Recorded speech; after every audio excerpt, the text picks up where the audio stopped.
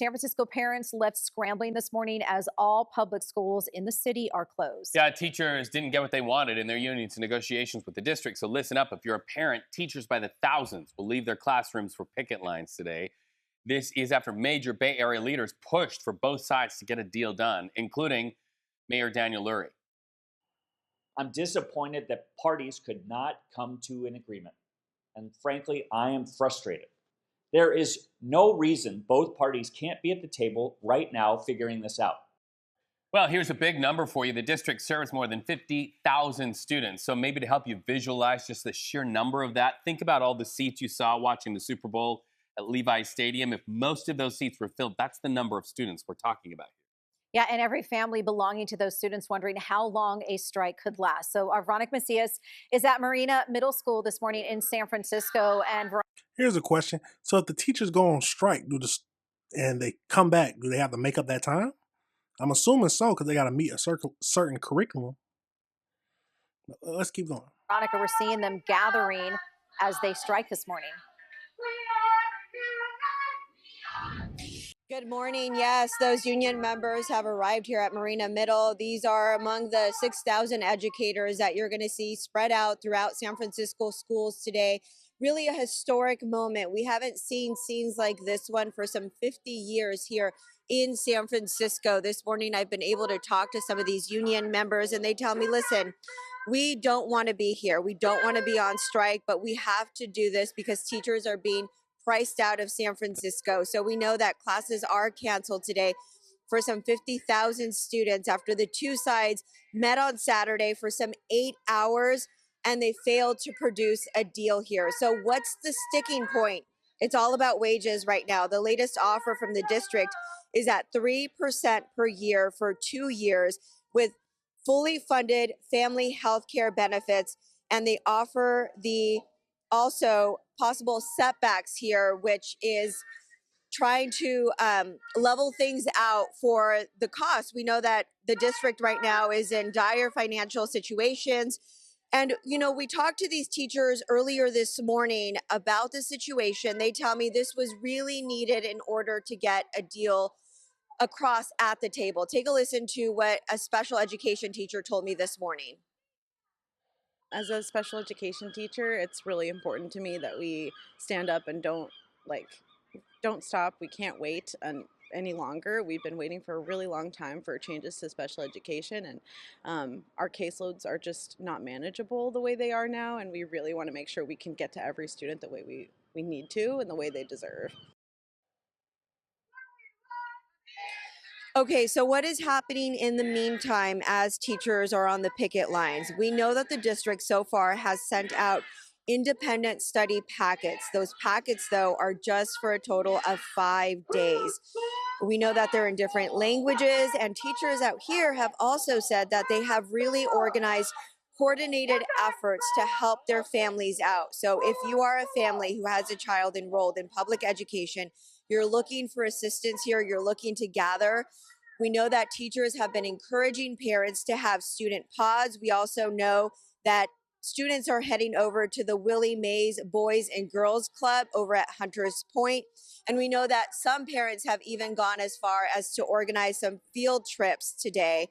And we know that the district and the union is going to go back to the negotiating table later today at noon over at the district. And of course, we'll bring you the latest developments. We know that the union also expected to speak out later this morning. Reed, Gianna? It can only last so long. You only got so much time where the parents can stay off of work and take care, or if the parent is working, stay out of work and look after their children and do something with them.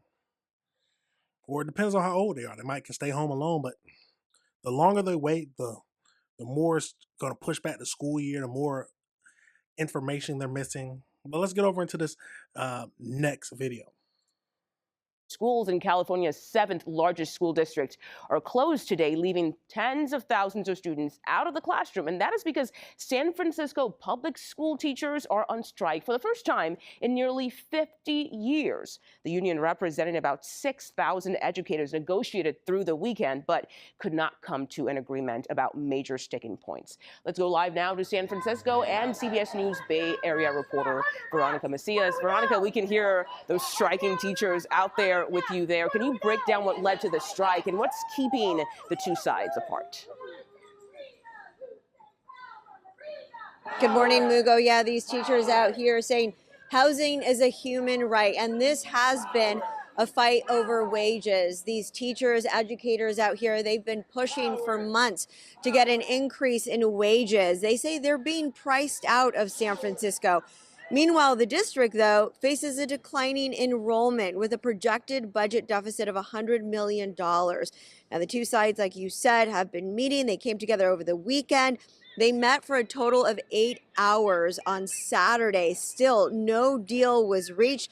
The latest offer here includes fully funded family health care and a 3% wage increase this year and another next year. However, that offer does include cuts to programs and setbacks that the union says they are just not willing to accept. And for that reason, like they had warned, they are spread out across San Francisco schools this morning. And really a historic moment, like you said, we haven't seen this here in San Francisco in over 50 years. Yeah, this is a big deal, especially for parents now trying to figure out what's going to happen with their kids and their learning. So what are you hearing from parents about this strike? Do they support the teachers?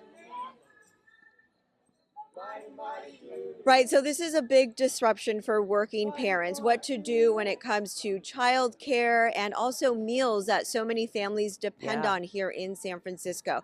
We do know that the union has been giving these families plenty of notice about this strike, and they have organized student pods asking families to come up with a plan. We also know that the district, for the meantime, has distributed these independent study packets. So it's kind of like going back to the pandemic days for some students learning from home.